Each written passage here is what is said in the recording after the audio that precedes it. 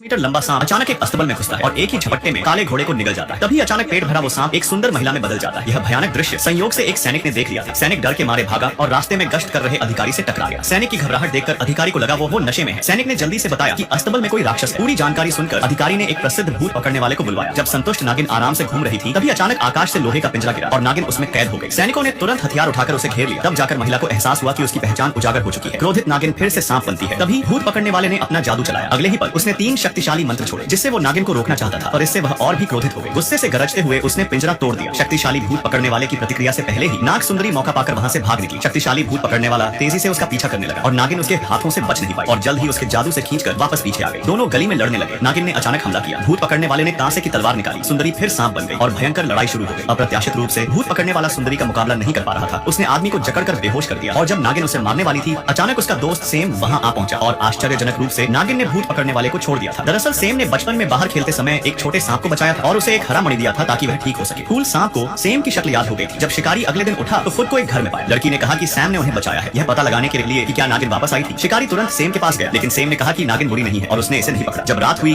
तो नागिन चुपचाप घर लौट आई। पता चला कि वह कमांडर की पत्नी थी और उसी समय कमांडर बहुत दुखी हुआ जब उसे पता चला कि उसकी पत्नी एक नागिन थी, क्योंकि वह और सांप महिला बहुत प्यार करते थे। वह इस मामले के कारण महिला से अलग नहीं होना चाहता था और आदमी के एक घूंट शराब पीने के बाद वह जल्दी से बिस्तर पर लेट गया और सो गया। पता चला कि नागिन ने पहले से शराब में नींद की दवा डाली थी और वह इस बार कमांडर को अलविदा कहने आई थी, क्योंकि वह एक नागिन पैदा हुई थी और कमांडर के साथ जीवन नहीं बिता सकती थी। दूसरे को परेशान न करने के लिए उसने जाने का फैसला किया। एक सांप का छिलका यादगार के रूप में छोड़ा और चुपचाप कमांडर को हमेशा के लिए छोड़ दिया। अगले दिन नागिन ने छिपकर कमांडर को लड़ाई के लिए जाते देखा। फिर सेम के पास जाकर कही कि वो कमांडर को देखकर वह संतुष्ट है। हालांकि उसी समय दूसरी जगह एक लड़की आधी रात को एक बड़े परिवार में घुस गई। पता चला कि ये लड़की एक 9 पूंछ वाली लोमड़ी थी। इस समय वह बहुत भूखी थी। अपनी भूख मिटाने के लिए एक चूजा चुराना चाहती थी, लेकिन अचानक शिकारी वहां पहुंच गए और उसे सुनहरी रस्सी से बांध दिया। फिर भी लड़की अपने असली रूप में आ गई और अपनी 9 पूंछों से शिकारी पर हमला किया। जब वह बचकर खिड़की से कूदकर भागने लगी, शिकारी भाई ने हार नहीं मानी, तुरंत उसका पीछा किया और फिर से लड़ने लगे। अचानक नागिन बीच में मदद करने आई। शिकारी भाई दोनों को पकड़ना चाहते थे, लेकिन तभी सेम फिर से प्रकट हुआ और शिकारी को रोक दिया। पता चला कि लड़की एक 9 पूंछ वाली लोमड़ी के रूप में पैदा हुई थी, लेकिन उसे मनुष्यों के प्रति कोई बुरा इरादा नहीं था। वह सिर्फ सामान्य इंसानों की तरह रहना चाहती थी। सेम के समझाने के बाद दोनों पक्षों ने गलतफहमी दूर कर ली और अंततः संकट का समाधान हो गया।